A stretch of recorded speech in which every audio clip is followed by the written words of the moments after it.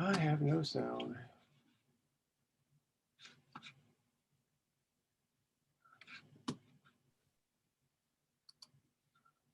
Are your speakers on? Because we hear you.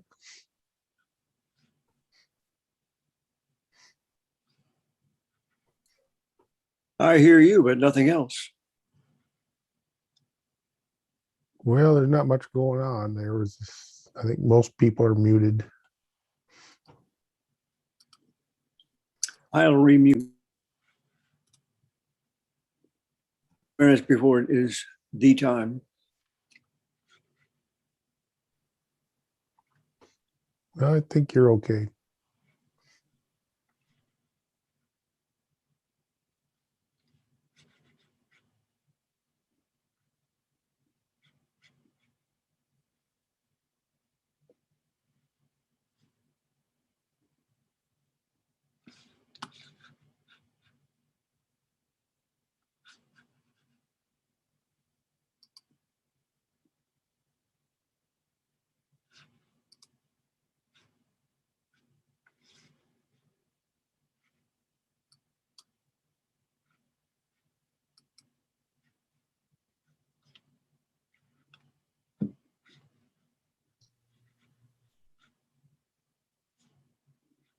Hey, Kah-Wai.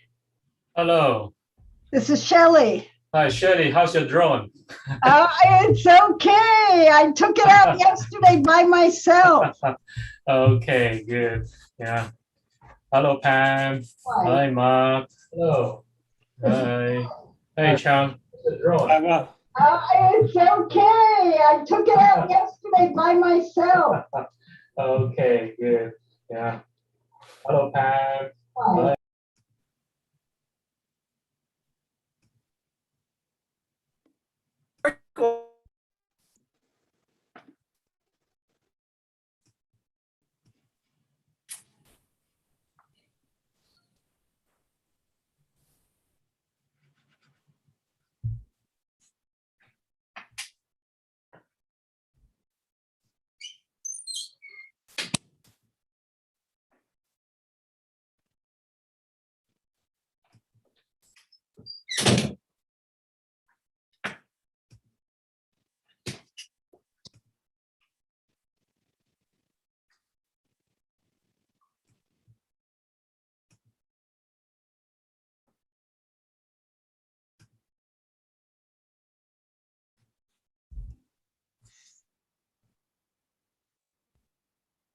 Hi, Ned. Good to see you. Same here. Been a while. Hi.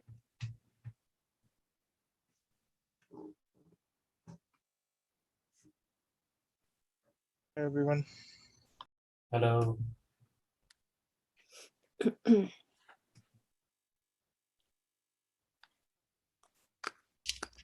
Thank you for doing this. I'm excited. Hi, thank you.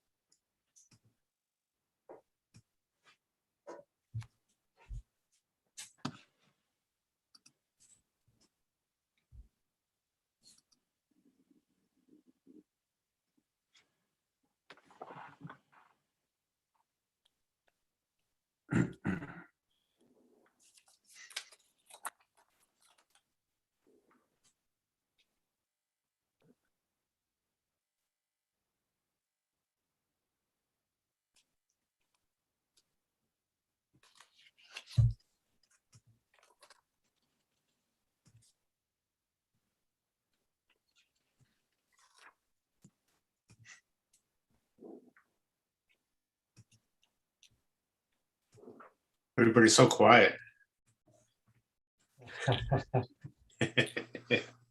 Don't worry, in a few minutes, there'll be plenty of talking. Okay. Yeah. All right. Chaos You will ensue. If we have questions, do you want us to type them during the program in the chat, or do you want us to wait to the end? Yeah, you can wait to the end. Yeah. Thank you. Yeah. No, it's perfectly okay, Kah-Wai. It's up to you. I'm okay if you want to, if people want to chat type their questions in, and then you can interrupt me if there's something relevant to what I'm saying, or we can do it at the end. It's all good with me. Okay. Okay, it's 7 p.m. So yeah, are you ready? Ready? Okay, good evening, everyone. Welcome back to the Fotopro Master Seminar. Today, we are very honored for the opportunity of having Yan Plan as our speaker. Yan is a professional photographer who traveled the world seeking out amazing places in his never-ending quest to capture the beauty of our world. So he often relies on long exposure, unique lighting conditions, non-traditional perspective, and special natural events to show his subjects in a new perspective. He's also an amazing teacher who inspires and educates others in the arts of photography. He is the author of numerous books and videos and the founder of shuttermonkey.com, a community of creative photographers connecting with top pros. So make sure to check out shuttermonkey.com. And for those of you who meet Yan for the first time, I would strongly recommend you to check out his ebooks.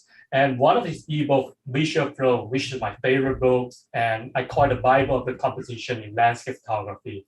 I always recommend it to my students and to everyone who loves landscape photography. Okay, so before I pass the microphone to Yan, a few words about housekeeping. For those of you who are in the Zoom, if you have questions, you can either type it in the chat, or you can leave it to the Q&A session after Yan's seminar. And for those of you who are on Facebook and on YouTube, if you have any question, just type it in the comment, and I will collect the question and then bring it to the Q&A session. Okay, I think I talked too much. I will just pass the microphone and the stage to Yan. Welcome. Sorry, Thank I'm you. Corey. Sorry for the interruption. And then what is it? I supposed to see you on the screen because I joined it by the Zoom. But right now I see the participate on the top, on the slide, but I don't see any picture of you, the speaker. You will see it in a second. Okay. I'm sorry. No problem. You'll see it in a second. Yeah. Oh, Yeah, I see. Thank you. Okay. Okay. Thank you. Okay. Welcome, Yan. Thank you, Kah-Wai. Thank you very much. I'm sorry, Yan. You have to unmute your mic again. Sorry, Yeah. I got muted Okay. again somehow. Now I am unmuted. So thank you, Kah-Wai, for that wonderful introduction. And thank you, everyone, for attending. I met Kah-Wai in Greenland a few years ago, and it was just kind of a chance encounter. We were both staying in the same hotel, and he was down in the lobby, and he was looking at some of his images that he had taken. And as I walked by, he said, "Hey, are you Ian Plant?" And I said, "Why? Does Ian Plant owe you money?"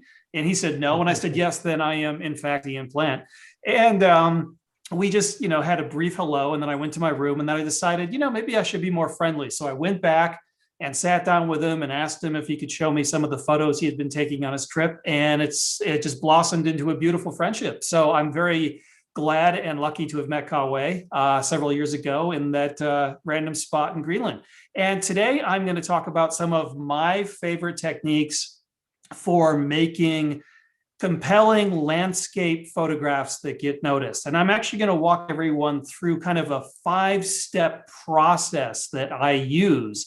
And I'm going to talk about, with each of these 5 steps, I'm going to break it up into some other things. I'm going to talk about a lot of my favorite techniques, both in terms of working with natural weather and light and composition, and just generally my approach to scouting a landscape location, figuring out what it has to offer, and then zooming in, so to speak, kind of honing in my vision to find a way to bring it to life and to make the best photographs that I possibly can. So without further ado, we're going to stop looking at my face, which is probably the least interesting thing about me. And I'm just going to dive right into my presentation.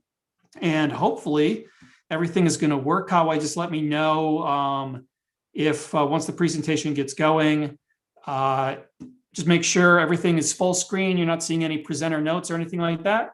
All good. All right, all good. Well, I'm going to dive right into it then. So these are some of my creative landscape photography techniques. And as I said earlier, I am going to discuss my 5-step process to making landscape photos with impact. And those 5 steps, it all starts with initial research and scouting.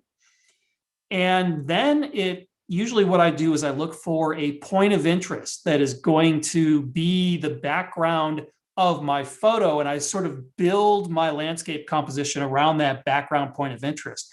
Then I'm going to look for an interesting foreground so I can make a compelling near-far juxtaposition and find a way to invite the viewer to explore the composition more deeply.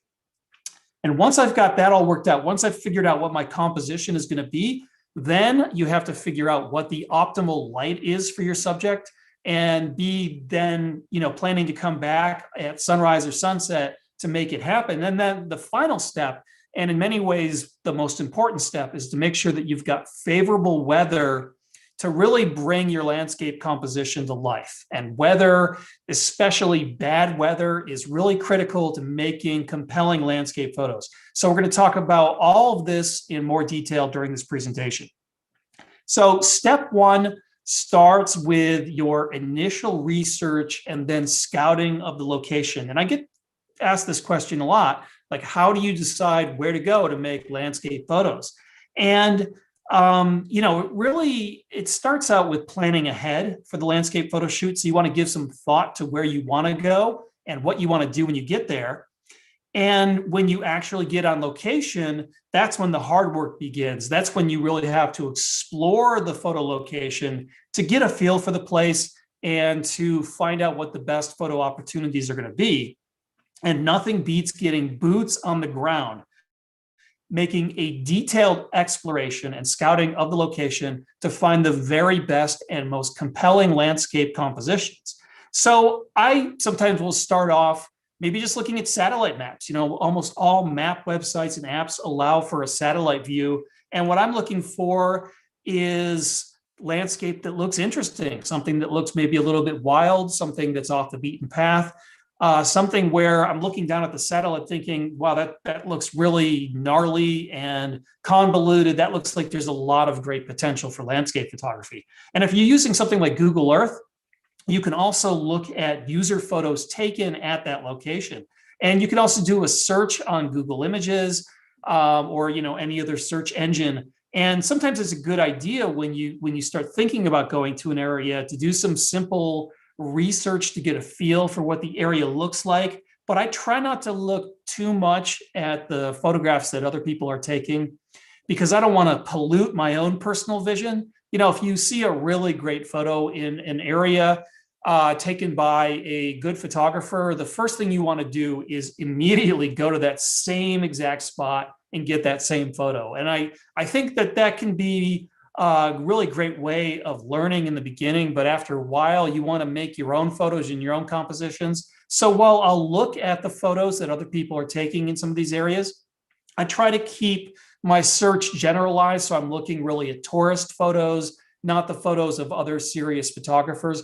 That way I can get a sense for what sort of compositions the area might offer without polluting my own personal vision. So that way I'm free to explore the area and find the photos that speak to me instead of just trying to copy what other people have done before. And if I'm doing like a general Google Images search, or if I'm on Google Earth, most of the photos that come up are sort of those general generic tourist photos that may not be very sophisticated, but at least give me an idea of what the landscape looks like.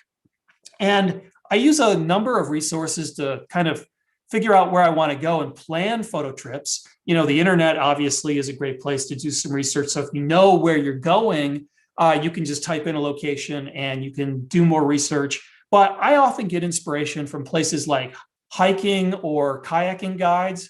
So sometimes I'll just be reading these guides and it'll be describing the landscape. And I'll say, well, that kind of sounds interesting. I think I should check that out. Travel and tourist guides can be really useful as well.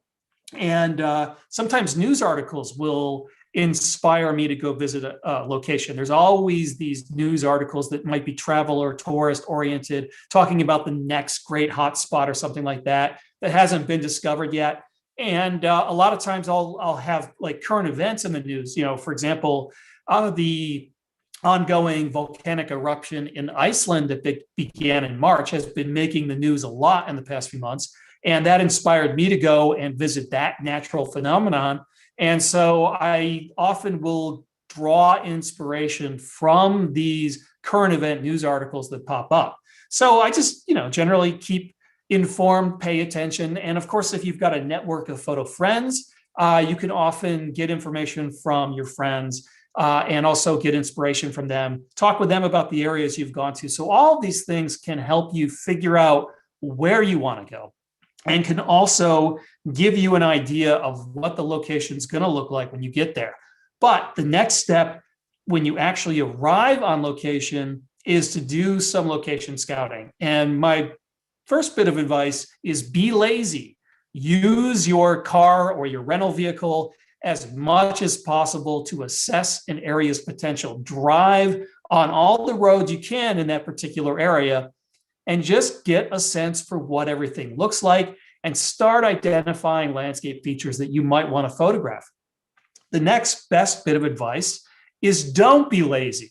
Nothing beats getting boots on the ground. When you have done your initial lazy scouting by the car, once you've identified some areas that seem especially promising, you've got to get out of the car and actually make some effort to explore the area further and to start trying to put together a compelling landscape composition. And so that's what I'm looking for. Ultimately, when you're doing landscape photography, I know this might sound counterintuitive, but that beautiful scenery that you're photographing isn't what is going to make your shot good. It isn't what's going to make your compositions powerful.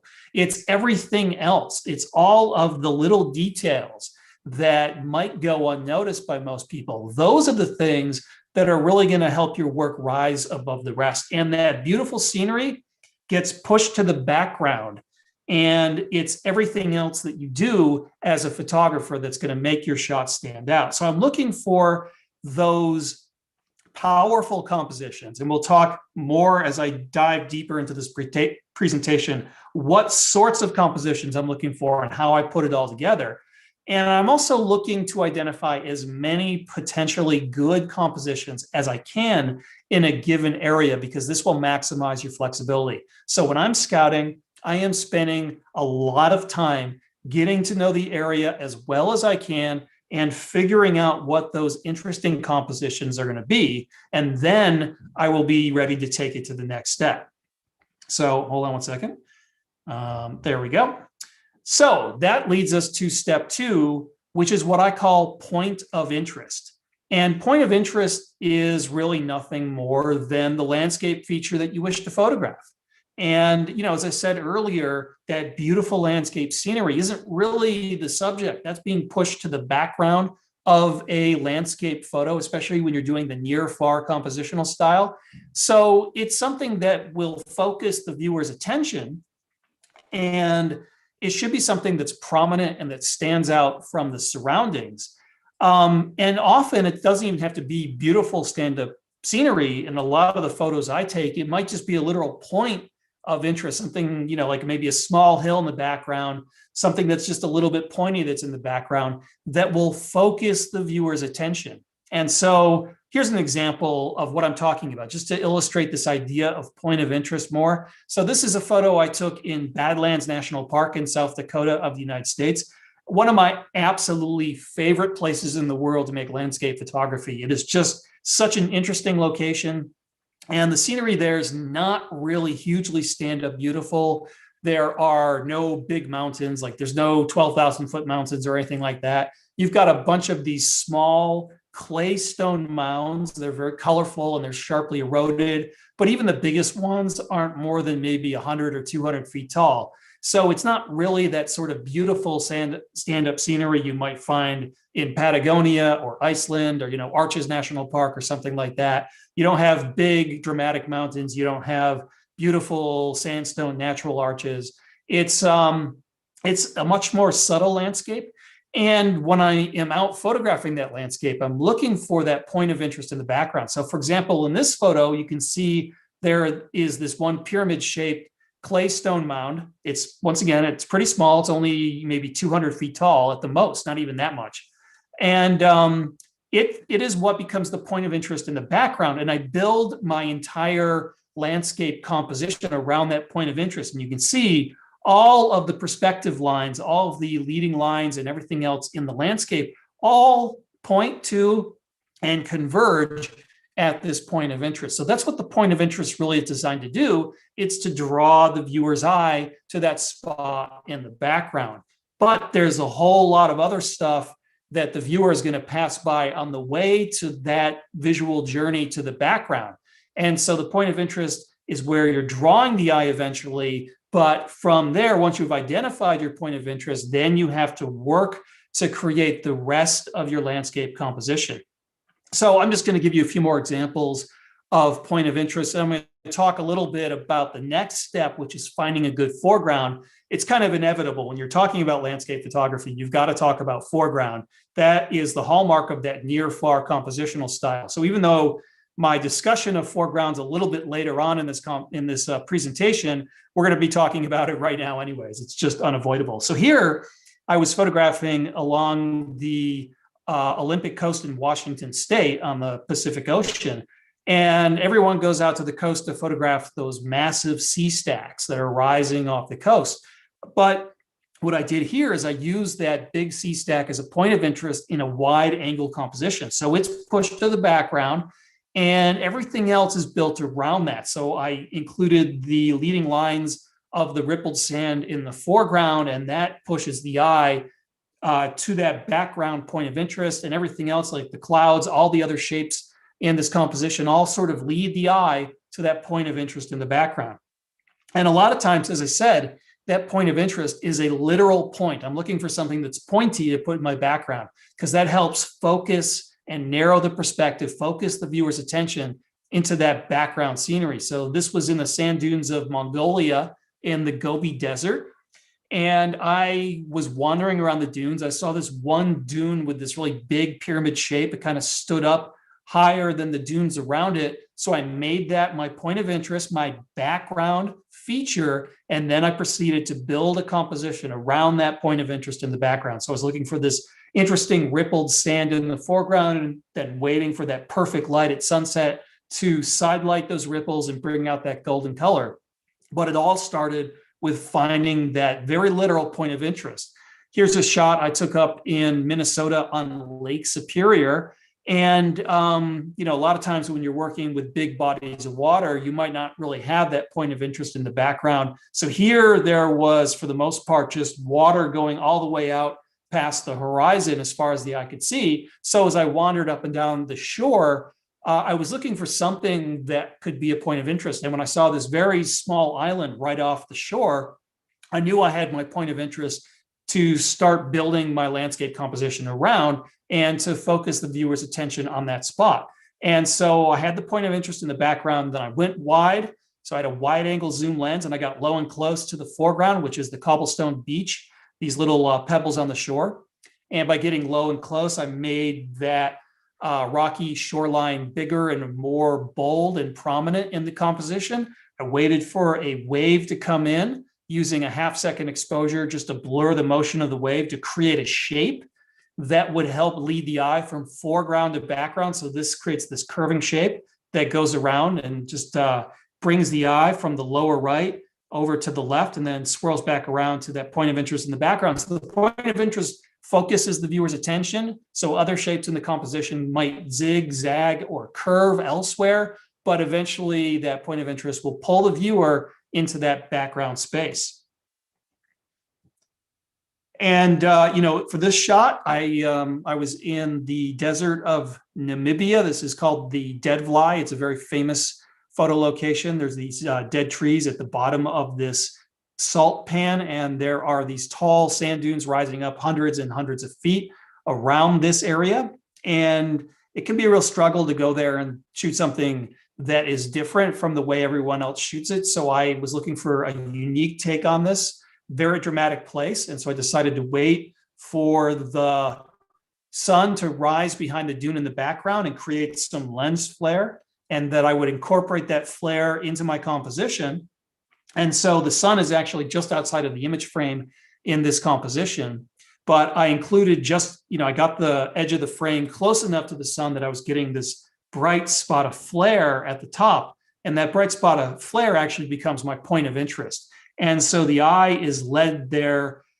There are all these shadows created by this backlit tree on that clay pan, that white clay, that salty white clay.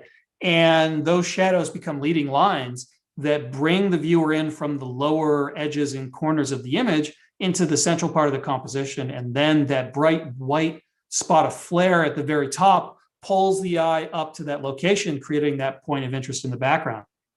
And sometimes if you don't really have a point of interest, you can incorporate a human element. I'll often use myself as a model when I don't really have a point of interest in my background. So I was photographing, this is also on Lake Superior.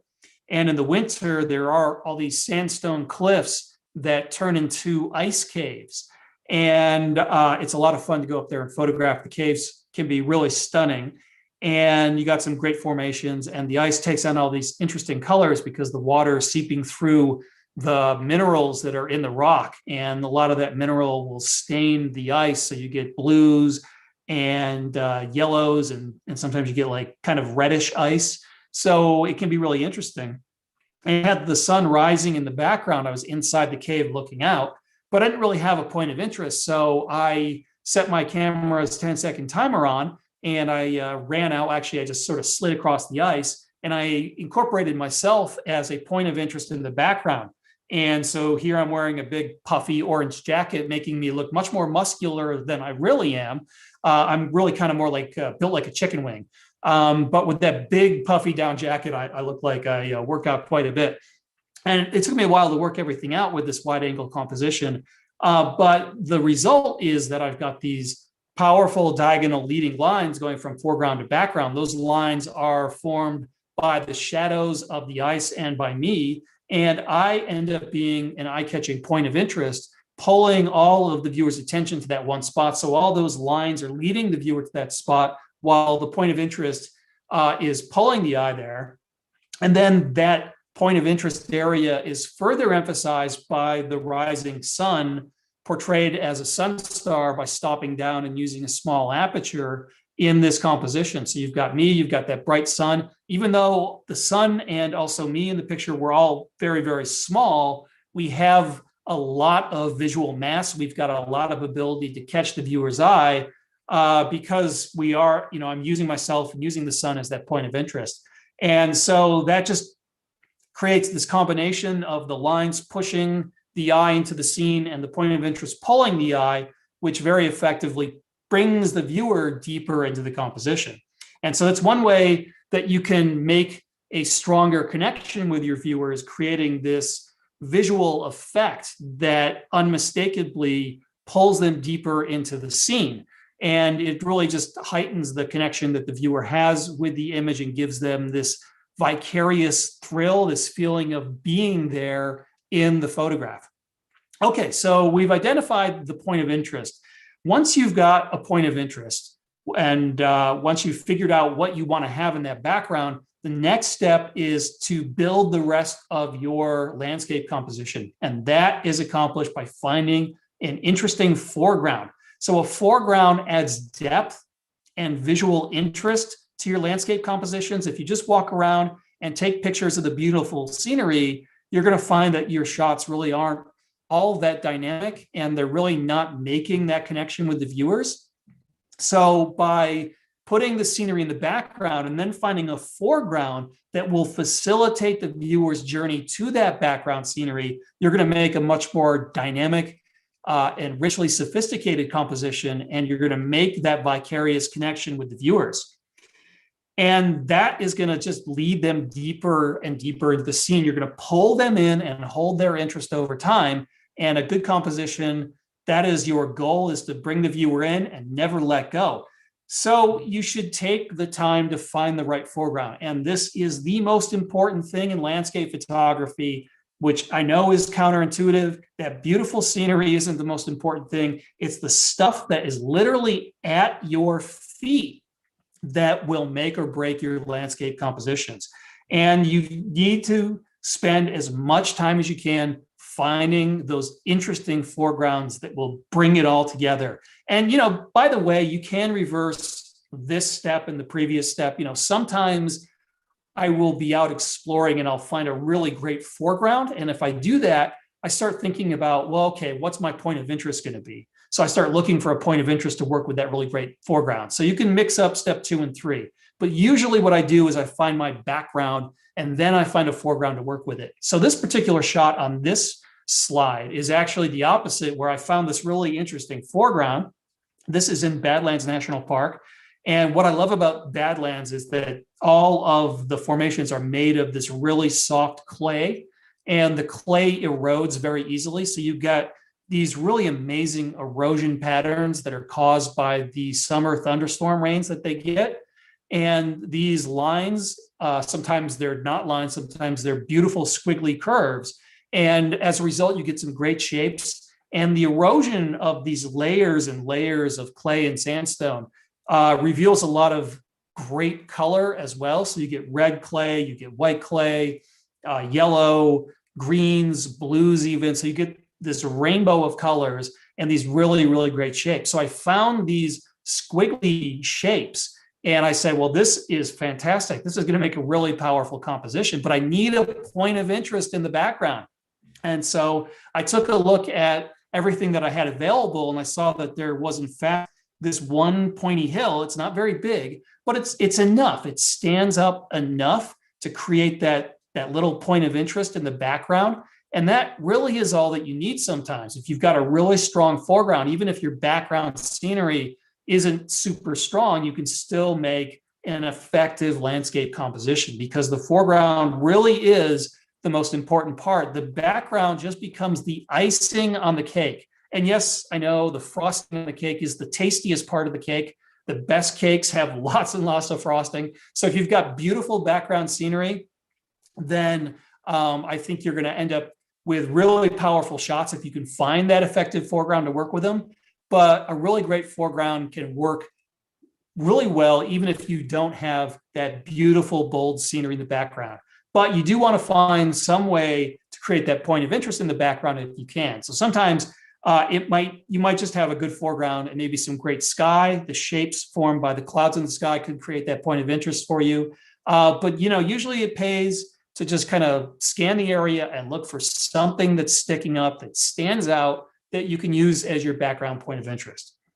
But the foreground, as I said, is super important. So the reason why it's really important is that a good foreground will anchor the composition. It'll give the viewer a logical starting point as they explore the scene.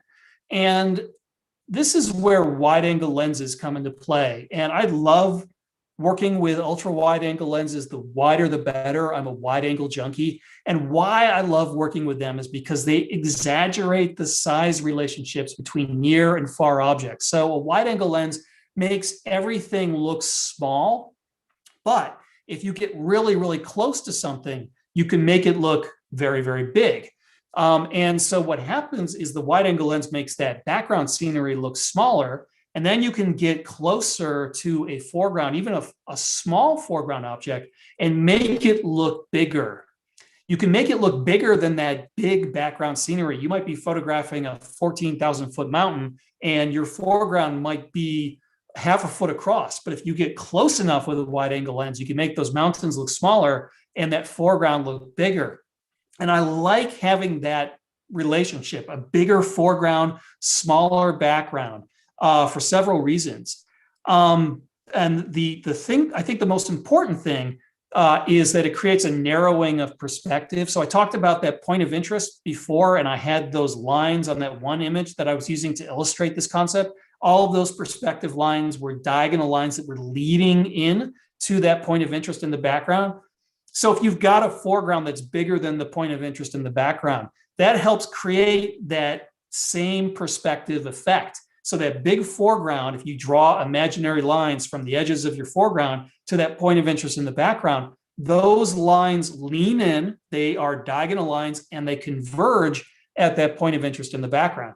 And so this creates a perspective effect, this narrowing of perspective that pulls the viewer deeper in. And the way to make that happen is to make sure that you're close enough to your foreground so it's really filling the frame in the bottom part of the image. Of course, your foreground doesn't always have to be at the bottom. Sometimes you might have something overhanging, like some overhanging trees or something like that. And maybe the foreground's coming in from the top or the side. But typically in a near far landscape composition, the foreground is at the bottom.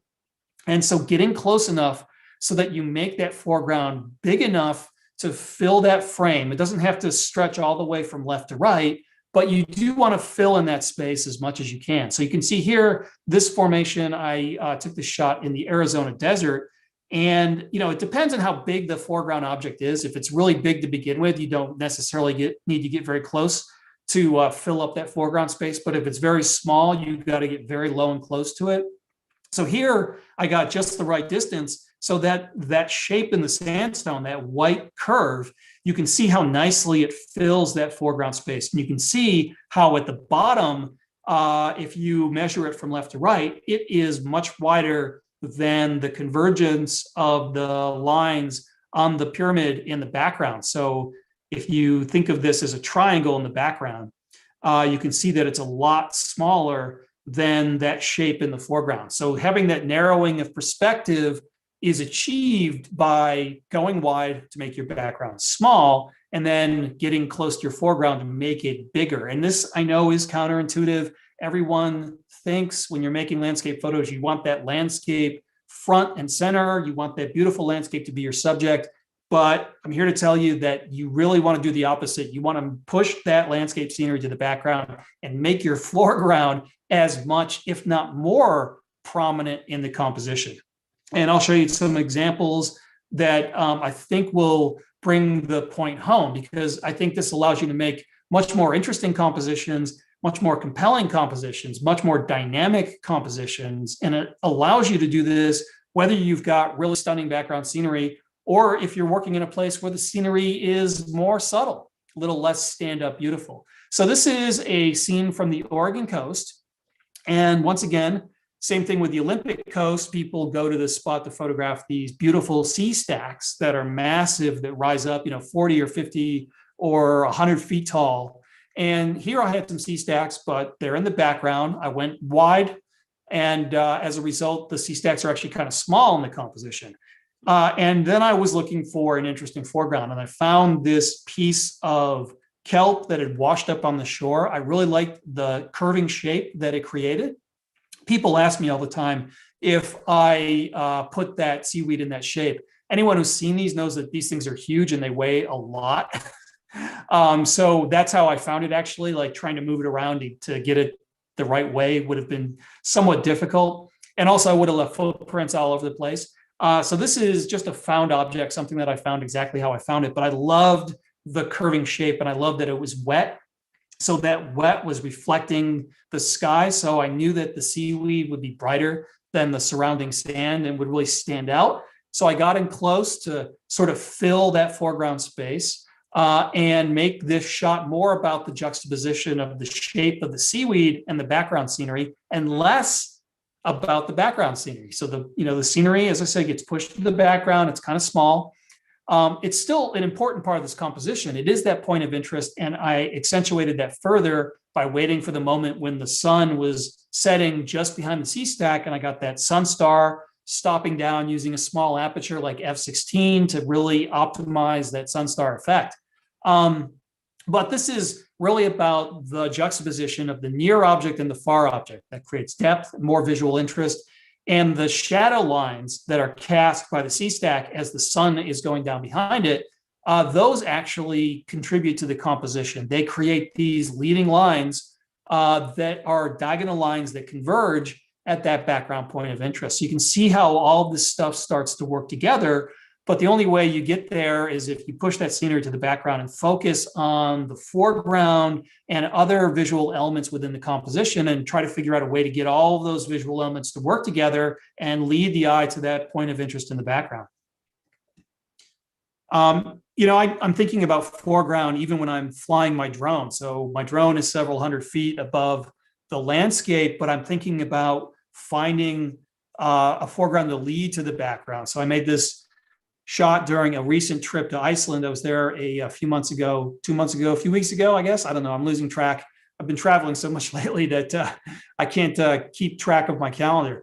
In any event, I had these nice mountains in the background. I had this beautiful sunrise sky, and I flew looking for some sort of leading element to act as my foreground. So a foreground doesn't necessarily have to be something that's right at your feet. It can be something that's very far away. You're just really looking for some sort of leading element. So I got the drone in the position that I wanted so that I had this sandbar leading into the background mountains. And that's how I put this composition together, to have that dynamic diagonal leading line coming in from the lower left, pushing the viewer's eye into the background of the composition. Here's another shot from Iceland. In this particular case, I used a field of lupine as a foreground. And so when I found this really nice field of lupine, then it was a matter of finding a point of interest that they could work with. And there wasn't much. There were some mountains in the background, but they were very, very far away, and they pretty much disappeared in the wide angle composition. But there was this one hill out there that had this little bit of a point to it. And so I built my composition around that hill. So even though I found the foreground first, I was still thinking very much about what would be my background. And so that little pointy hill in the background is my point of interest. And then I waited for a moment when the cloud created a shape that also helped lead the eye to that point of interest in the background. So you can see the diagonal coming out of the upper left of this cloud. And so then I just chose a foreground that created a progression of shapes. It was this narrowing of shapes. So you can see these implied compositional lines that come in from the edges and the corners, radiate inwards to that point of interest in the background. So you can see how getting really, really close and exaggerating the size of that foreground can help you make really compelling landscape photos. So this is a photo from the desert in Nevada, and it isn't particularly interesting scenery. As a matter of fact, you can't really see any background scenery here at all. What was interesting was this ephemeral effect of the landscape. What happened is there was a flash flood.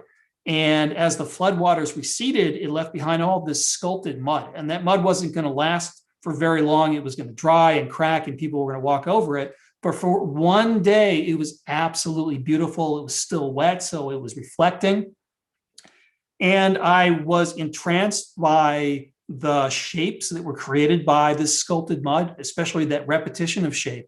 But I knew I needed to have a prominent foreground to really make this work. So I got very, very close. These mud shapes were small, maybe about 6 inches across. So I got low and close, probably about 10 or 11 inches away with my camera from the foreground, to make that one triangle shape mud pattern at the bottom of the composition, and make that bigger, and to fill the frame almost completely from left to right with that shape. So I had to get so close to it because it was really small. And it's much bigger and exaggerated in importance in this composition. Every mud shape that repeats that same shape, as it gets farther away from the camera, gets smaller and smaller, progressively smaller and smaller, creating that narrowing of perspective, leading the eye in. I didn't have any point of interest with the scenery, so I picked a moment when the sun was setting in the background and used the sun star as the point of interest. So this is a shot that's all about the foreground. It's all about the sun star, and the scenery doesn't even make an appearance in the shot. There is no landscape scenery, but I still think this is an effective composition. So by taking this approach, thinking about the point of interest, and then finding a really good foreground, you can make compelling landscape photos just about anywhere you go, whether you've got really beautiful scenery in the background or not. So it's just a way of enhancing your creativity, but it's also a really good process for identifying and building really powerful landscape compositions. So here's another really extreme near-far example. I took this with a 9mm lens on a full frame camera. That's about as wide as you can go. And luckily for me, my Fotopro tripod was very flexible. It allowed me to get in to this really awkward position. I was shooting through this driftwood on the shore of Lake Superior, and there was a lighthouse in the background. And this sculpted driftwood had a great shape, but I was like literally 5 or 6 inches away from the closest elements in the shot. So I had to do a focus stack blend to get everything sharp from near to far. And this very, very extreme near far composition creates a compelling perspective that really leads the eye into the scene. But the background, the lighthouse, just is a very small element. It becomes the point of interest in the background. It was the foreground. It was the shape formed by the sculpted wood and that last light of the setting sun hitting parts of that sculpted wood as I was shooting through it that really makes this a dynamic composition. So once again, not a lot of really stunning scenery in the background. What scenery I had, in this case, it was a man-made object, gets reduced in size and gets pushed to the background. And it's there to focus the viewer's attention. It creates this sort of Easter egg that people can stumble upon. But it was the foreground itself. It was everything else in the shot that becomes the composition, the most important part of this composition.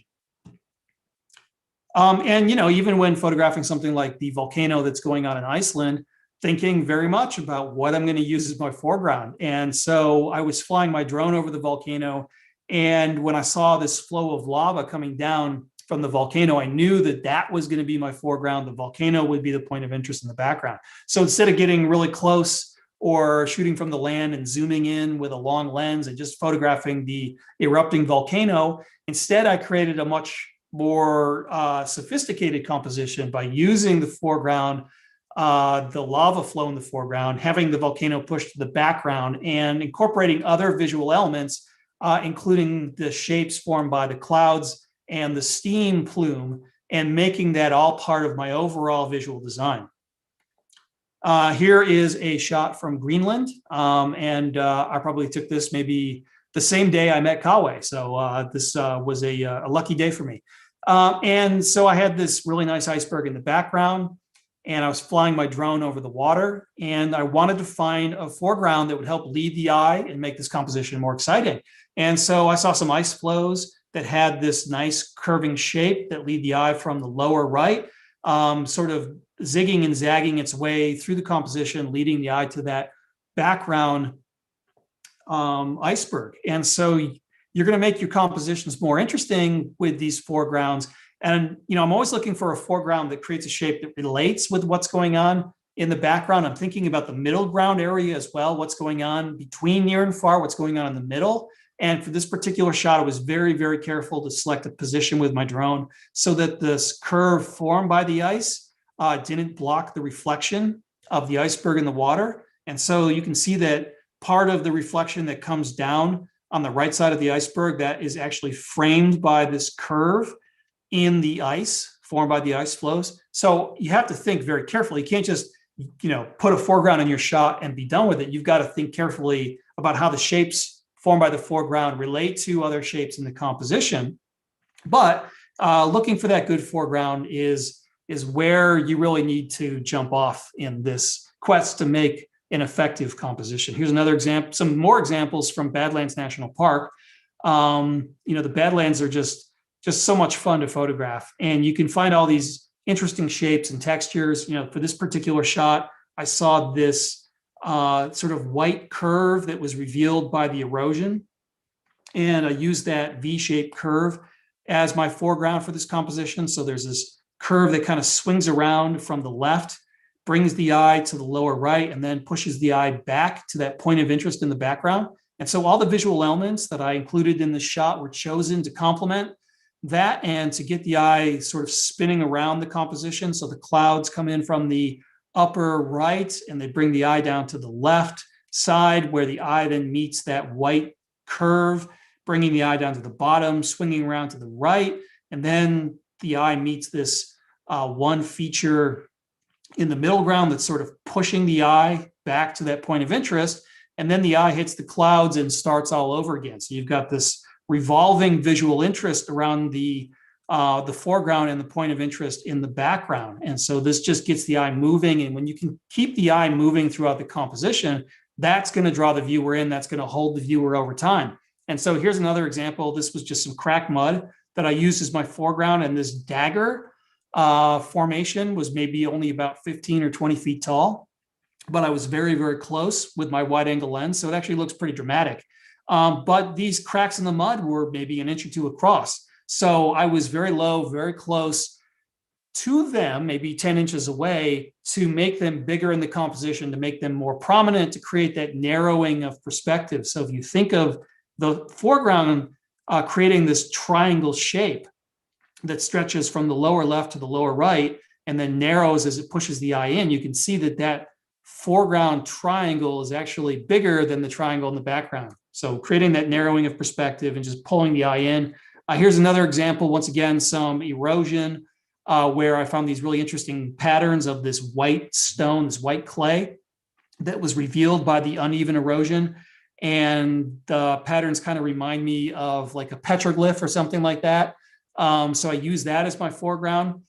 And so there's really, like an endless variety of foregrounds that you can use when you're making landscape compositions. You are limited only by your imagination. Sometimes I'm shooting like, just ripples in mud or something like that, something that might be just a few inches in size, but you get low and close enough to that small foreground and make it look bigger and more prominent, you can make it a compelling part of your composition. And the trick is to look for something that's got an interesting shape or an interesting texture. So once you get more abstract with the way that you're dealing with these landscape compositions, when you start looking for these interesting foregrounds, you'll be surprised at what you can find. And a lot of times I'm finding things that people are literally walking all over. They're just stepping over stuff like this and not even giving it a second glance. They don't realize the true beauty of what they just walked over. And those are the foreground features that really surprise viewers when they see them and can really allow you to make very compelling landscape compositions. So I'm just going to take a quick moment to get a drink of water. And then we will dive into step 4. Once you have scouted out your composition, you found your point of interest, you found some foregrounds, I think it's always a good idea when you're working a particular area to find as many compositions as you can in that area, maybe looking in different directions, because direction of light and also what's going on in the sky, like weather, will change your composition. So it's good to have like a composition A, composition B, composition C. So that way, if the light or the weather isn't working for composition A, you can pivot to B or C or D or whatever and find one of those compositions that works. But you'll be more effective if you've already pre-scouted those compositions so you know what the options are. So when you're out there and the moment is happening and you're getting suddenly this stunning, colorful sky in some random direction, you go, aha, well, composition D points that way. I'm going to run over there and get that shot. You're ready for it, as opposed to scrambling to try to find something that'll work. So all of that scouting is really, really important. And I probably spend 8 hours scouting for every 1 hour of photography. That's how important scouting is. But once you've got everything figured out, your next step is to figure out where the light's coming from. And that way you can make a decision about whether a composition works best with sunrise or sunset. Some compositions will work with only one or the other. Some will work with both, but you need to sort of figure this sort of thing out, because where the light will be will determine which compositions you can work at any given time. And there are a number of apps that are out there that will tell you where the sun is rising and setting and where it's going to be at different times of the day. So there's the Photographer's Ephemeris, which is the one I use, which is featured on this slide. Photopills is another popular one. And they're pretty simple. They basically just give you these lines that show you where the sun is setting, where the sun is rising, where the moon is rising, where the moon is setting. You can do all sorts of interesting things. You can figure out where the Milky Way is going to be at night. They even have an augmented reality feature where you can just hold your phone up and move it around, and it'll show you where the sun's going to be at a particular time of the day. So all these things can be really useful to help you plan these shots. But even knowing where the sun is going to be, you really have to be there on location and see how the light interacts with the landscape to really know what's going on. So a lot of times I'll plot it out using these apps as much as I can, but then you really just have to go for it and be there at sunrise or sunset. And for landscape photography, this might go without saying for a lot of you, but you really do need to be out there for those magic hours. The hour leading up to sunset, and then maybe the half an hour, 45 minutes after the sun is set in the twilight, and then the opposite in the morning, because that's when the light is most colorful. And also that's when you get really great shadows because the light is lower in the sky. So you can get some really dramatic lighting effects. So for example, this shot taken in Namibia, these are those giant sand dunes I was talking about. The shape formed by the curve of this sand dune was only revealed at sunrise or sunset. When the light was higher in the sky, there really weren't any shadows. So that really dramatic shape just wasn't visible. And also the color is a lot better. So having that really warm, colorful light at sunset striking the side of the dune not only reveals that great shape, that squiggly curve, but it really injects a lot of beautiful orange color into the shot. You're not going to get that in the middle of the day. And so this is an example of side lighting. And I took this shot with a telephoto lens. This was actually quite distant. So this was me breaking my own wide angle rule for this particular shot. So side lighting can be very effective. It's nice to have features side lit because it gives them texture. It gives them three-dimensional relief.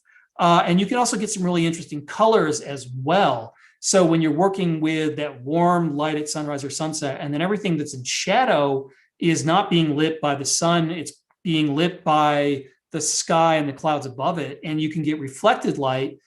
For example, this is in Greenland, this iceberg, it's lit on the right side by the colorful light of the setting sun. On the left side of the iceberg, it's in shadow. So all of that shadow is going very blue because it is reflecting light from the blue sky above and also light that's bouncing off the water, which is very blue, obviously. And so there's this intense blue color in the shadows there. And that's creating this really interesting complementary color scheme. So the pink and the blue are color opposites. And when you pair color opposites together, it can be a very dramatic and artistic effect. So when I was flying my drone around this iceberg, I was making sure that I chose an angle where I would get some of that side lighting so that I could have that shadow that helped reveal the three-dimensional feel of the iceberg, and that also gave me that complementary color scheme. So one of the biggest challenges as a landscape photographer is when you're photographing when the sun is behind you, because most practically, you end up getting your shadow in the shot a lot, and that can be really challenging. Sometimes you can make an interesting composition with your shadow in the shot. You just kind of, you admit defeat and you just do the best you can. But usually you're trying to avoid having your shadow in the shot. And that's usually going to happen when the sun is behind you. And so when the sun is behind you, it's not always the best angle because of the shadow problem, but also because you get this front lighting on the landscape, which might not be as flattering as that side lighting, which gives you all that three-dimensional relief. But I do like working with front lighting when the sun is low enough. So usually what I'm waiting for is the moment when the landscape, my foreground is actually in shadow, but the landscape scenery in the background is still in the light. And a lot of times I'll wait for the sun to go down and shoot in the twilight. You get that glow. So when the sun goes down behind you, the sky above where the sun is set is still very bright and colorful, and it will cast this warm, colorful glow onto the landscape because the landscape's entirely in shadow now.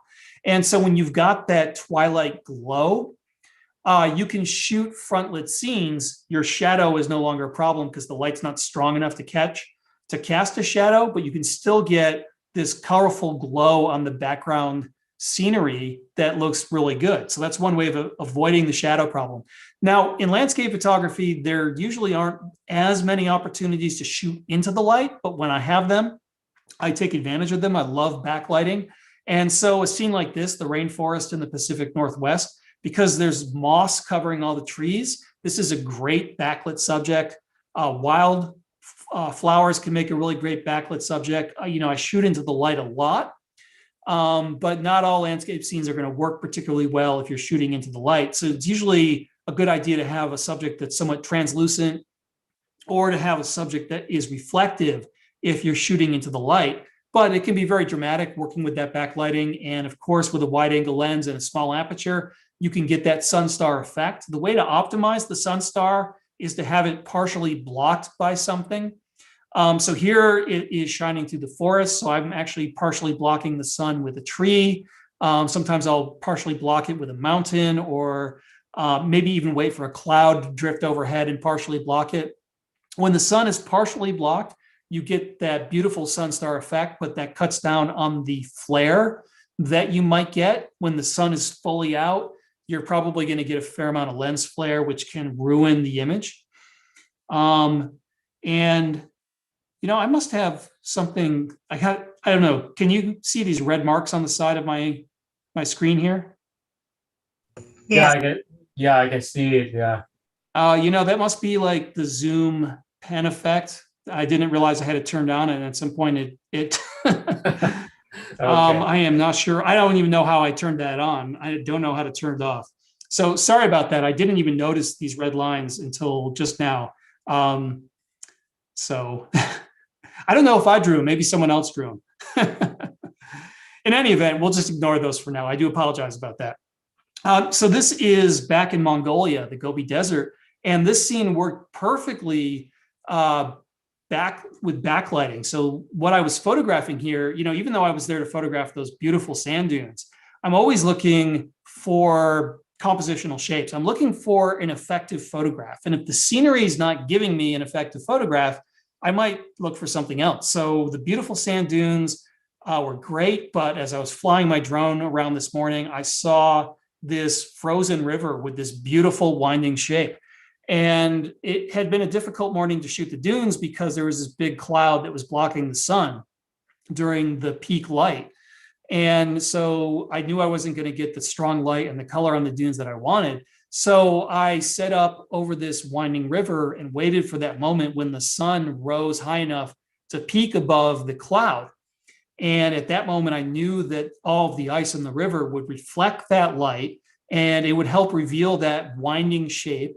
The rest of the landscape was just desert. And so because it's not reflective, I knew that that was not going to reflect the light and that it would go mostly into silhouette. So that curving shape of the river would just really stand out in that beautiful backlighting. There are times when you can use backlighting when you are making landscape photos. All right, so the final step, after you have scouted your location and found those great compositions, and then you have you figured out the points of interest you want to photograph in the background. You found those beautiful foregrounds to work with it. And then you figure out where the light's going to be. The final step, the icing on the cake. I know before I said that the background was the icing on the cake, but the real, maybe, I don't know, the piping on the icing on the cake is the weather. And weather really makes or breaks landscape photography. And one thing that if you're just beginning with landscape photography, you might think blue skies are great. It's a beautiful day. Tourists love blue skies, but landscape photographers hate blue skies. There are certain scenes that do work best with a blue sky. Like if you're in a slot canyon, for example, that really excels on a blue sky day. And when I'm out shooting the landscape, if I've got a blue sky day, there's not much I can do about it. I'll just get out there and work anyways and do the best that I can. And when you're doing drone photography, a lot of times a blue sky day can be really great because there's all these different shadows when you're looking down below with your drone. But when you're doing that wide angle land-based photography, blue skies more often than not are going to be just terrible for your photography. What you really need is some clouds. The clouds will bring texture and shape to the sky, and they can bring color. Now, too many clouds will ruin the light. You don't want overcast conditions. What you really want is that just right zone of dramatic stormy clouds with light and color breaking through. So I like partly to mostly cloudy skies. It's great if you've got mostly cloudy skies and then there is a gap in the clouds where the sun is going down or where the sun is rising. That is optimal conditions. But sometimes just having, a stray cloud coming in at the right place at the right time is all that you really need to do to make an effective landscape photo. So just, a few examples. This is a scene from the Danakil in Ethiopia. It's this really interesting geothermal desert, lots of great colors, but I was there on a blue sky day, not a cloud in the sky. So it's not a bad shot. I did the best that I could with what I had, but I think it would have been much more dramatic and effective if there had been some clouds in the sky. Now, by way of comparison, this is the kind of sky that I'm always looking for. And this is a shot from the Badlands in South Dakota. You may recognize that point of interest in the background. It was in a few of my previous shots. And, you know, I went out there, I found this interesting foreground, these erosion patterns in this little clay mound leading into the background, but it was the stormy sky that brought the whole thing together. And so this was a thunderstorm that was passing, and most of the sky was covered in clouds, but there was this gap on the western horizon where the sun was going down. It was raining somewhere. And then when the sun hit that rain and created the rainbow. So I've got these really dramatic stormy clouds. I've got the rainbow. If I could have that for every shot, that would be great. But, you know, more often than not, you don't have those conditions. But that's a good example of the sort of thing that you're looking for when you're making landscape photos. And as I said, sometimes you just need that one cloud at the right place at the right time. So for this shot that I took in Joshua Tree National Park in California, I had some interesting boulders in the background. I had this beautiful twilight glow. The sun had set a half an hour before I made this shot. And so there was this warm, colorful glow on the landscape, just lighting up those boulders. And this was a 30-second exposure. The light's very faint, but it's still quite colorful. And I found this interest. I was just scrambling to try to find something to work here. I had, you know, this really great light on the background. I had this really interesting sky that was hanging, this cloud that was just hanging over that background. So I was on the edge of light. I was running out of light because my exposures were getting way too long. And I know at that point that the light's fading very fast.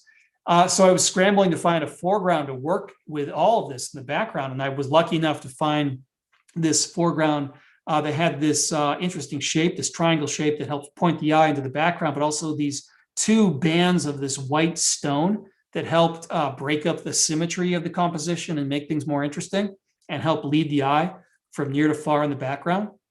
And so this shot would not have worked without that cloud, that dramatic cloud hanging over the top of the landscape, just catching a little bit of that twilight glow light. So having the cloud in the sky makes all the difference. I'm often looking for interesting atmospherics. So clouds are great, but fog and mist can really transform a scene. I made this photo many, many years ago backpacking in the highlands of Venezuela, and they have these beautiful tabletop mountains that rise up from the jungle around them. And they're really lovely to photograph, but I never really had good light or anything like that. This was taken maybe 2 hours after sunrise, but there was this mist that had been covering the mountain that just started to break up, and the mist was softening the light. And it was just adding this really ethereal, mysterious mood to the photograph. So having that weather was really critical. And so to get good weather, to have these interesting weather effects, to complete your landscape composition, you have to become a weather master. And that means you need to go on websites and apps that will give you weather forecasts, and you have to learn how to read the forecasts correctly. And you also have to learn something about the local weather for the area that you're photographing, because a lot of times the forecast doesn't tell you the whole story. So one place that I love to go when you're photographing in the US is weather.gov. This is the website for the National Weather Service. All of the weather apps that you might be using are getting data from the National Weather Service. So the National Weather Service is where that raw data comes in. But I will also use a weather app on my phone so I can check hour by hour forecasts, and I can look at radar and cloud maps as well.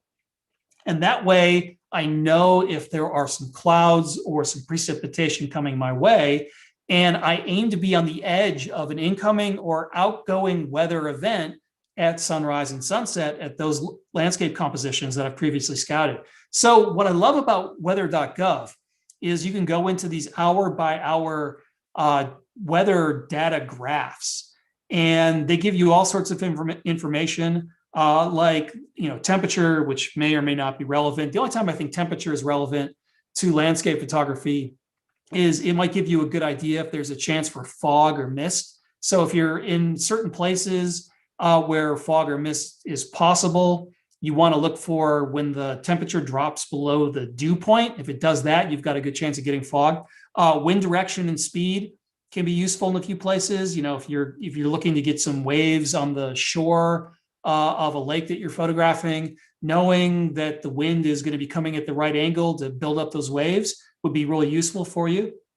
And here, this graph right here, this blue line in particular, that shows percentage of cloud cover. And I find that very useful for planning. So like knowing how much cloud cover there might be at a given time can be very useful. And then I also look at the thunder and the rain forecast as well. In certain locations, like the Badlands in South Dakota, for example, the summer thunderstorms are really when that place comes alive. And so when I'm out there in the summer making photographs, I look at the thunder and precipitation forecasts. And so when I see a chance of thunderstorms in the afternoon building up in the heat of the day, that's when I know I've got to be out there, because that's when I'm going to get those dramatic skies that I've been looking for.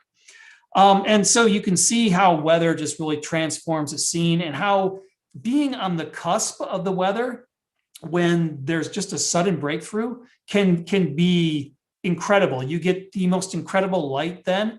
And often it's when things look the gloomiest that suddenly the light breaks out and you get the most dramatic skies. And so, you know, the flip side of this is that, you know, you have to learn to chase the weather, but you also have to learn to be patient and ride out bad weather.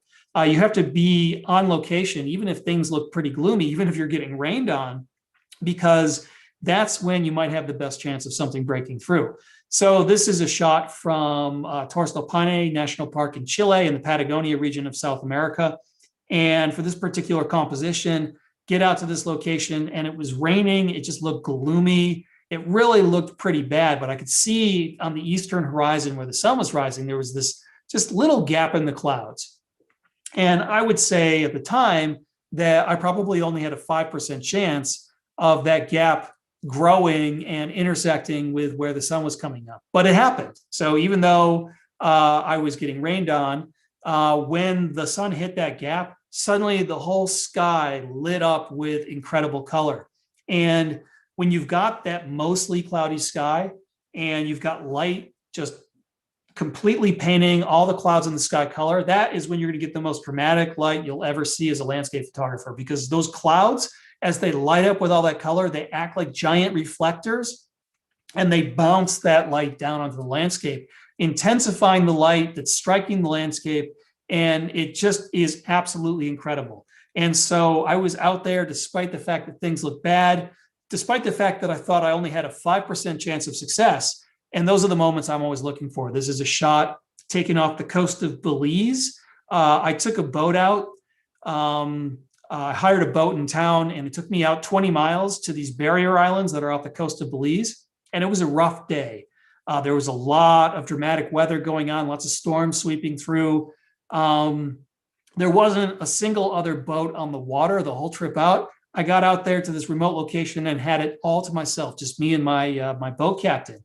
But I chose that because I really knew that with all that storminess, I'd have a better chance of getting the dramatic and compelling skies. And for this particular composition, I had this curving shape formed by the clouds, arcing from left to right in the composition. So I wanted to find a foreground that would complement that shape.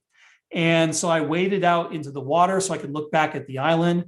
And I found some bits of coral to use as my foreground. But then I waited for a wave to come in using half-second exposures. And I just shot wave after wave after wave, because I knew during that half-second exposure, the water would blur. And I was hoping that the water would create a shape as it blurred that would mirror, that would complement the shape formed by the cloud above. And so finally, I got this C curve down below that mirrored the C curve up above, bringing the whole composition together.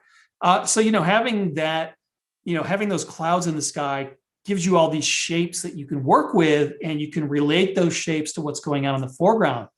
And I'm just always looking for these dramatic weather events or these subtle weather events. So working in the redwoods of California, I won't even go in there unless there's some fog, because fog transforms that landscape. And once you've shot it with sunbeams scattered through the fog, you'll never shoot the redwoods any other way ever again. It's just absolutely magical. And so I had this layer of fog on the top of the forest canopy, and it was scattering the light that was shining through it, creating all these dramatic sunbeam effects. And it was just amazing. It was magical. I mean, I spent hours working there. When I made this shot, I think it was close to noon. I knew that because my stomach was really rumbling because I hadn't had breakfast and I was coming in on lunchtime and I was starving, but it was absolutely magical. And I waited for a moment when some light was breaking through down onto the forest floor just to create that foreground interest with that sunbeam effect in the background as my point of interest. And looking up with a wide angle lens, all of the tree trunks become these converging diagonal lines. And those converging diagonals complement the shapes of the radial pattern formed by the sunbeams scattered through the fog. So you've got both of these creating these converging lines that are just bringing the eye into that point of interest in the background. And, sometimes it'll be clouds that I'm looking for, rainbows, lightning, stuff going on in the sky. But a lot of times dramatic weather can give you opportunities with things on the land. So I mentioned wind before, you might want to have high winds if you're working on the shore and you want to have those big waves on the shore. If you get really high winds in a desert area, you can get a sandstorm, and having sand blowing off of the dunes can really transform that landscape into a living landscape. It can just, all of that sand backlit by the setting of the rising sun blowing in the air can be truly amazing. So I went into Death Valley National Park in March and I photographed in a wicked sandstorm, and it was brutal. I got this really great video on my Shutter Monkeys YouTube page, if you haven't seen it already, of me and my buddy Joseph Roybal photographing in the sandstorm. You got to check that out. It's pretty wicked, but it was worth it. It was worth getting completely sandblasted. It was worth getting a ton of sand in my ears and my eyes and my nose and my mouth, because all of that blowing sand backlit by the setting sun just created this ethereal mood and transformed this into a living landscape. It was really quite stunning. And so just keeping an eye on the weather is the way you get these dramatic weather effects. So one thing to think about when you are making landscape photos is, I get this question all the time: where do I put the horizon? And I always tell people, first of all, ignore the rule of thirds. It's a bad idea to use it. Instead, think about what's going on in the sky.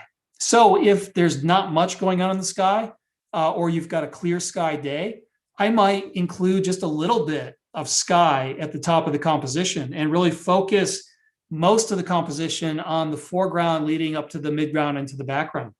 So here in this particular shot of dunes at sunset in Namibia, didn't have any clouds. So I included a sliver of sky at the top, but not that much. And contrast that with a shot like this from Badlands National Park, where there was a lot going on in the sky. I had this beautiful rainbow, this really colorful cloud at sunset. I actually gave the sky quite a bit of space in this composition.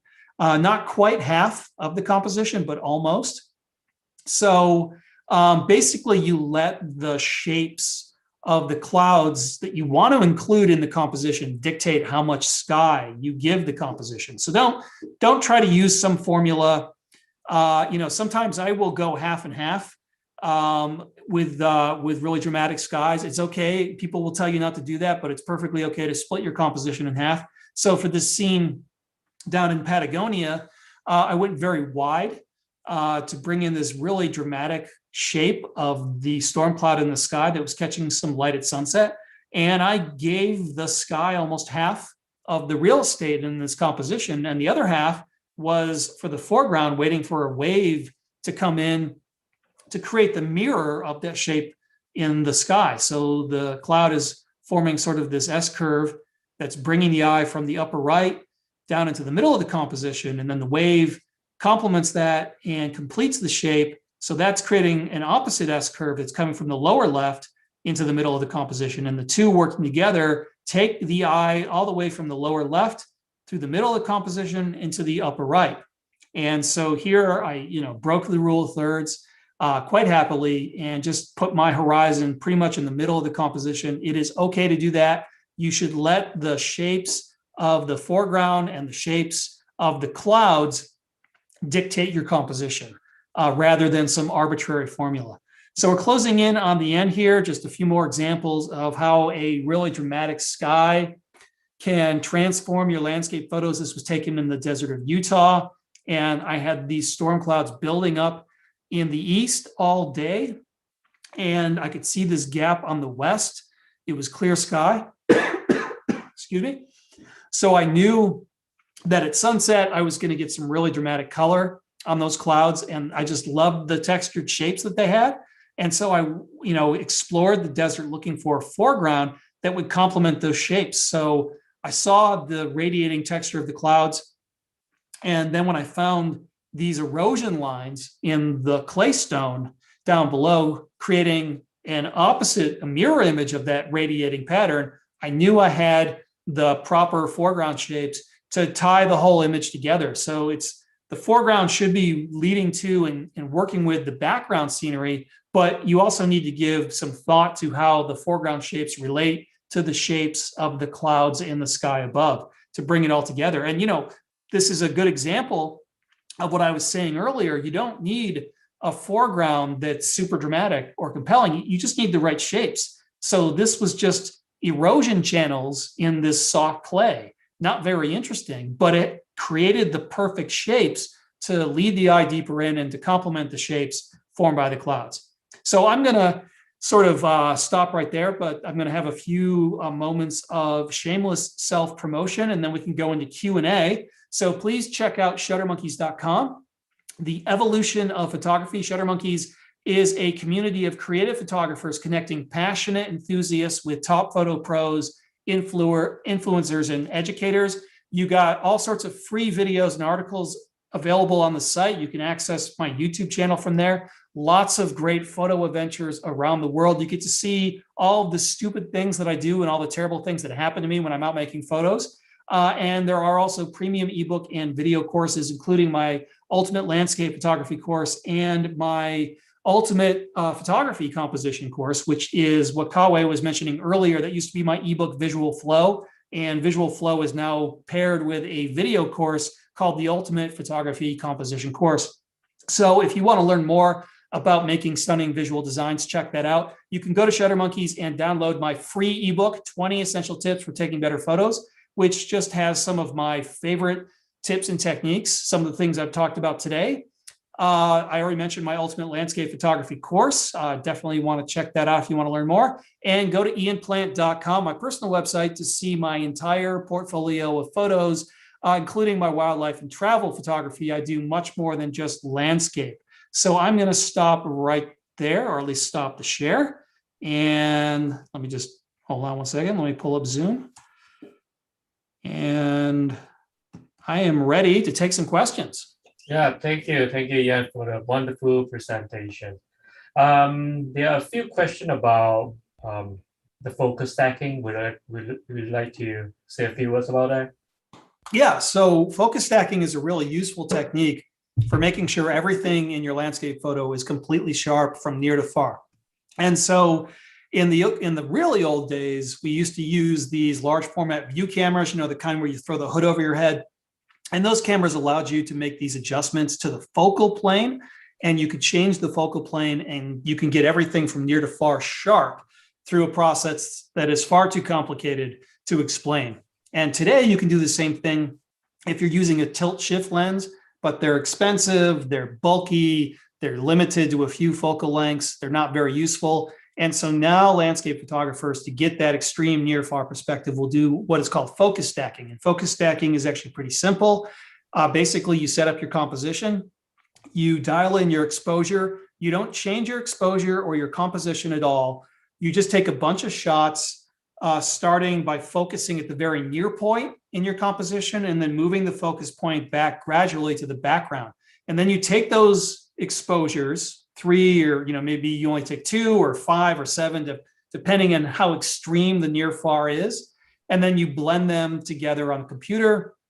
You can do it in Adobe Photoshop pretty easy. There are dedicated focus stacking programs that work with Lightroom or with Photoshop.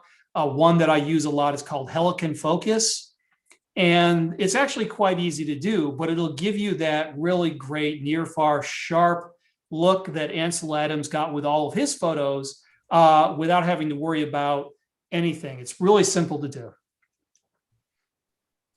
Okay, thank you. There are also a few questions about how you protect a camera when you're shooting the sandstorm or in the desert. Well, I'm a professional photographer, so I don't do anything to protect my camera. I just let it get destroyed. That's what insurance is for. So like, working in like a sandstorm, you're going to probably get some sand working its way into the camera, the lenses, but usually it's not that big of a deal. The thing that you have to worry about the most when you're out in the blowing sand is if you're changing lenses, because when you take the lens off the camera, there's an opportunity for the sand to blow in there, get all over the interior electronics, get all over your sensor, and that's when you're really going to have problems. So I either avoid changing lenses, like I work with a zoom lens. If I have to change lenses when I'm out there with blowing sand, I will put a jacket on and maybe just change the lens with the camera under the jacket. I put my back to the wind, and that usually minimizes any sand or dust that can get in. But when you're actually shooting, there's not much you can do. If you want to have that blowing sand, you're going to get some sand that is going to work its way into your equipment. It does happen. Usually, if a little bit of sand gets in, like sometimes it'll get into the focusing ring of your lens or something like that, or the zoom ring. Usually it'll work its way back out, or as you're grinding the ring back and forth, it'll just grind the sand up. Like I think I've only had one lens that got a piece of sand in it that rendered the lens inoperable. That happened to me once, but usually it's not really that big of a deal. Usually I would say that working in a sandstorm is safer for your camera than some other alternatives. So the things that will be dangerous for your camera will be when you're working on the shore, when you're working in a coastal environment, or if it's raining out. If it's fresh water, it's usually not that much of a problem. Salt water is like magma for your camera. You do not want to get salt water on your camera if you can avoid it, or inside your camera. So be especially careful when you're working on the ocean, anytime you're in a coastal environment like that. And usually what I do is I keep my camera in a dry bag whenever I'm around water. So that way, if I accidentally fall in, or if I'm using a boat to get from place to place, the camera is going to stay dry. But when you're actually making photos, you've got to take it out of the dry bag, and then you just need to be extra careful with it. I always keep one hand on the tripod and one hand on the camera if I can, maybe with a wrist strap or something, or a neck strap around my neck. That way, if the camera falls off the tripod, or the tripod gets knocked over by a wave, it's still hanging from my neck or something like that. That's the best way you can protect it. Bring a cloth with you. If there's any spray building up on it, just wipe it down. And if there's big waves coming in, the best trick I've learned is occasionally you'll have a big wave that splashes over you. The best thing you can do is, when you got your camera on a tripod, is just take the tripod and lift it straight up above your head. And so the camera will be about 10 feet above your head. That will protect the camera from getting hit by the wave. You might get soaked completely, but your camera will be safe. Okay. There's a question about your workshop. Do you run in the workshop in the Badlands National Park? Yes, I run several workshops there every summer. I don't have any more left for this year, but I do have a few workshops that I have recently listed for next year. So May, June, and July is when I go. That's when the thunderstorm season begins out there. And even though it's hot and the days are long and it's kind of miserable to be out there, it is the best time to make photographs in the Badlands. It's actually not that bad. The heat does build up during the day, but when we go out for sunset or sunrise, the heat begins to break in the afternoon, especially when the clouds are building up in the afternoon. So it's actually quite pleasant when we're out there. It's just kind of brutally hot in the middle of the day, but we're not outside taking pictures then. We're only out there when the temperatures are more comfortable. But that is the best time to be out in the Badlands. And it is one of my favorite places in the world to photograph. It is just so amazing. And everyone who comes there is a little skeptical at first. But once they see what I'm doing, and I think they get infected by the passion that I have for the place. Everyone has a whale of a good time. So I just listed those workshops, so there's still some spaces open. So I hope to see some of you guys there. You can find out about my workshops on my website, ianplant.com. Okay, one more question about photo stacking. How do you manage the water and the cloud when you combine all these images? Yeah, that's a bit of a challenge for focus stacking. Focus stacking is super easy if nothing's moving in the photo, but quite often you've got clouds moving and you might have moving water, and that can make things a bit more challenging. Actually, the clouds are the easiest part because usually when you're doing the focus stack, you can just bring in, like you have a final shot that's taken at infinity focus when you're focusing on the background. And when you bring that final shot into the focus stack, you can just bring those clouds in with it. So you don't have to actually blend all the clouds together. You can just blend in those final clouds in that last shot that you took. But moving water can be a bit more of a challenge. And the focus stacking programs, they actually do a pretty good job blending that sort of thing together. But I think if you're really going to work with moving elements, you need to learn how to work in Photoshop and to work with layers and masks. That's the only way to make sure that the blend looks exactly the way you want it to. And the cool thing about like moving water is that it'll never look sharp because, you know, typically you're using a long enough exposure with moving water so that there's some blur in it. You're really not trying to freeze the action of the water for the most part. So it's not going to look sharp. So you don't really have to worry about there being a focused image on the water or anything like that. So that makes it a little bit easier to deal with, but you still need to learn how to do layer masking in Photoshop to really do those more complex blends when you're bringing together these moving elements. So one program that I use, as I mentioned before, Helicon Focus, actually has a retouching tool that allows you to fix blending errors when you have moving water or moving clouds. And so that's really useful. That's a really easy way of fixing some of that. And it actually is pretty powerful. So I find that more often than not, I can fix any blending errors that occur because of movement frame to frame. Okay, there are two questions about your vertical shot. So is this your preference, your favorite, and how do you decide the aspect ratio of the vertical shot? That's a great question. I like to make a joke that you can tell the difference between an amateur and a professional landscape photographer. The amateur, all their shots are horizontal, and the pro, all their shots are vertical. And that's probably an indictment of both camps. I do a lot of vertical shooting, probably too much. I should probably switch over to horizontal more often. Part of the reason why I think a lot of landscape photographers like shooting vertical, I mean, it's one of those things that seems counterintuitive to people who haven't done a lot of landscape photography, because you think of landscape format, right? But the reason why we often go vertical is because we're trying to include that dramatic foreground and that big background and those really dramatic clouds in the sky above. And to fit all of that in, even with a wide angle lens, sometimes you've got to shift over to that vertical position. That just gives you more runway, so to speak, to have those foreground shapes leading into the shot. So you'll see me going vertical a lot as a result. But I always tell people that it really depends on what the scene calls for. If there's a lot going on from bottom to top, then go vertical. But if there's a lot going on from left to right, then you go horizontal. And sometimes you can go both ways. But definitely, I think you'll find when you want to have a lot of foreground and you want to bring in a lot of clouds at the same time, going vertical might be the way to go. And in terms of aspect ratio, most of my shots, I just keep it the native 2:3 of my digital camera. I've grown rather fond of that aspect ratio. It's kind of funny because I shot large format for many years before switching to digital.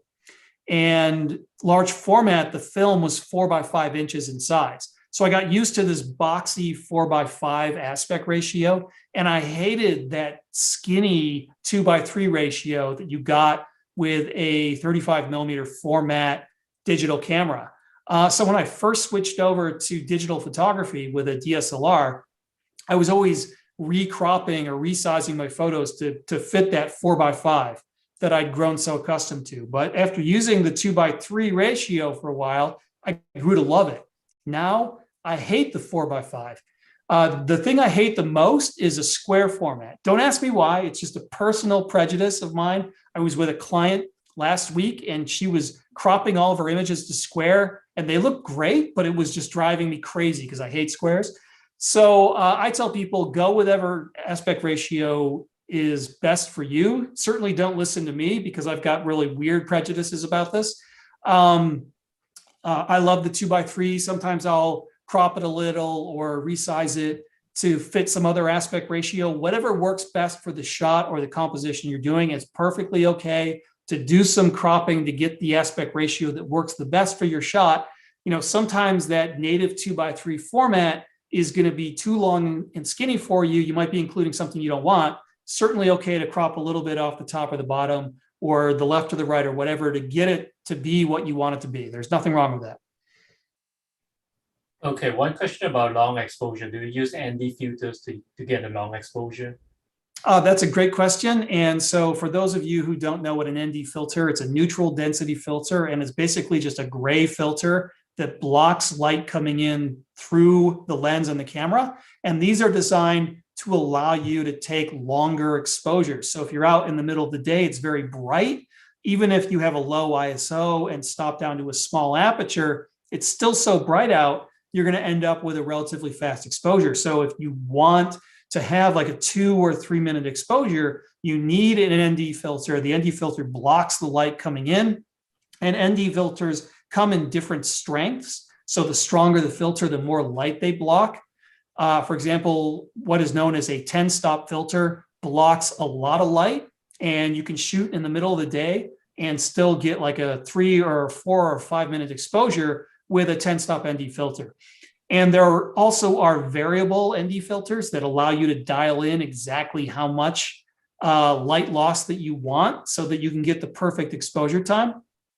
Me personally, I'm not actually using ND filters almost never. I tend to prefer working at the edge of light. So I'm shooting in the twilight a lot where you don't have a lot of light. So that will give me a natural long exposure. And so that's when I tend to do most of my long exposure photography is when I'm working on the edge of light. So because I'm not really shooting as much when it's brighter out, I'm not using the ND filters, but the ND filters are a great tool for experimenting with long exposure effects. Okay, guys, if any question, just unmute your mic and yeah.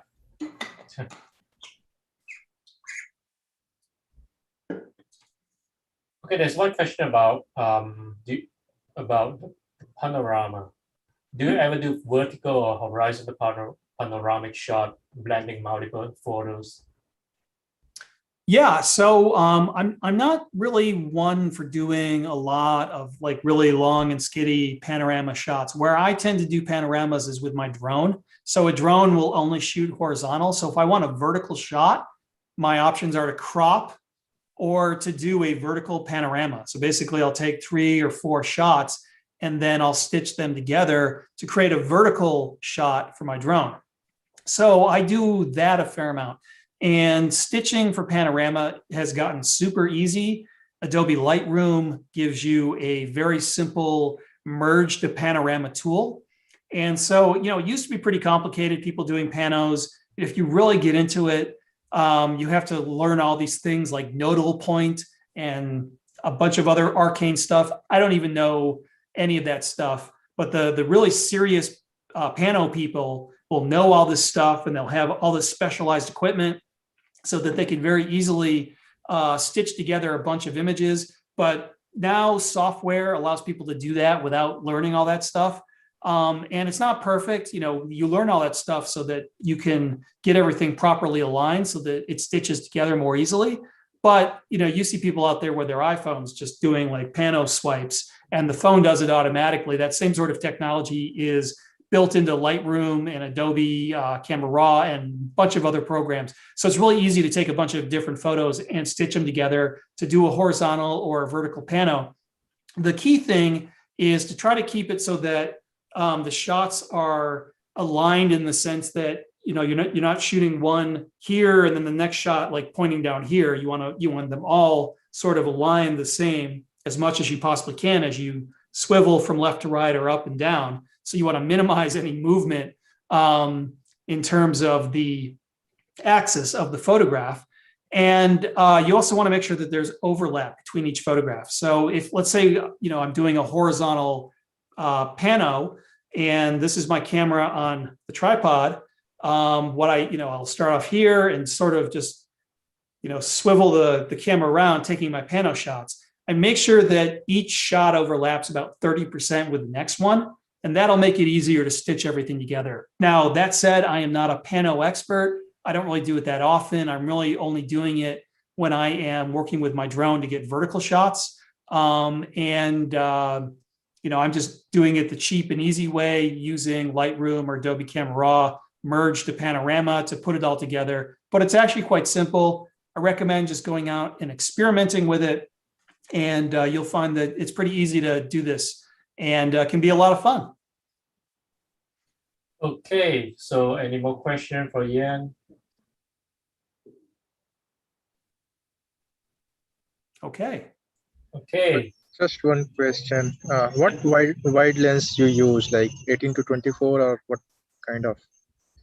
Okay, so for a long time, there's a lot of wide angle options out there, and I have been using a full frame camera system. So the focal lengths are different on full frame versus a crop sensor camera. So on my full frame camera, I was shooting Canon for the longest time, and I was using Canon's 11 to 24 millimeter lens.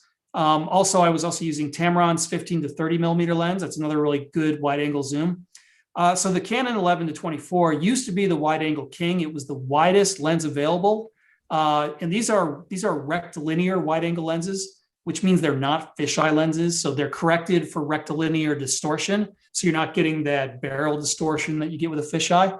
And so the Canon 11 to 24 millimeter used to be the wide angle king. You could not go any wider than that. I have recently switched to Sony, and my widest angle lens now is a lens made by Venus Optics.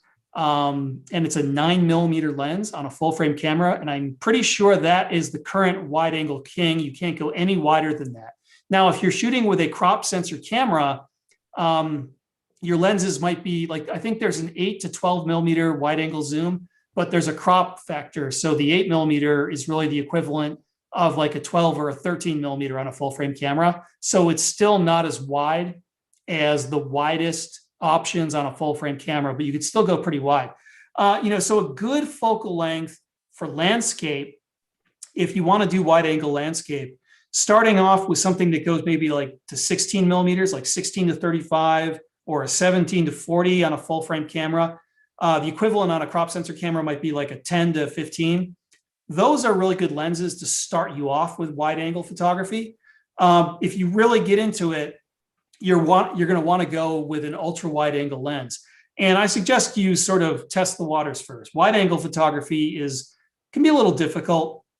And I think it's a little counterintuitive to people. You go super wide, everything goes really small. And so people struggle to make an effective wide angle shot.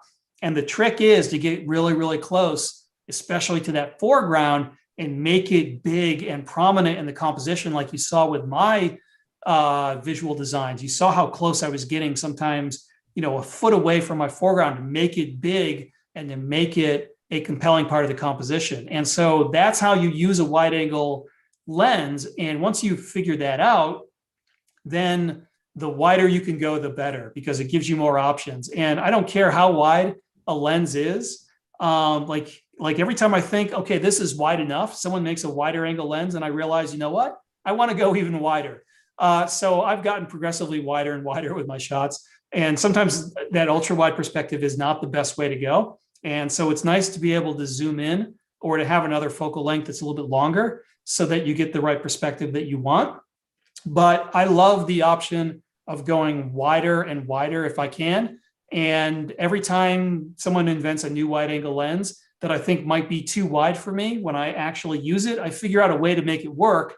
And I figure out a way to take shots using that lens. And I absolutely love it, because that perspective distortion that ability to exaggerate your foreground and to shrink your background gets more extreme the wider the lens is. So it can just create these really super compelling effects. And I absolutely love it. So I do recommend that everyone try wide angle photography, but maybe start out small, start out with like a 16 to 35 if you're on a full frame camera, or like a 10 to 15 if you're on a crop sensor camera. And if you like it and you really enjoy it and you find yourself saying, I wish I could go wider, then you can start experimenting with ultra wide angle zooms and lenses. Thank you so much. Thank you. Okay, any more question?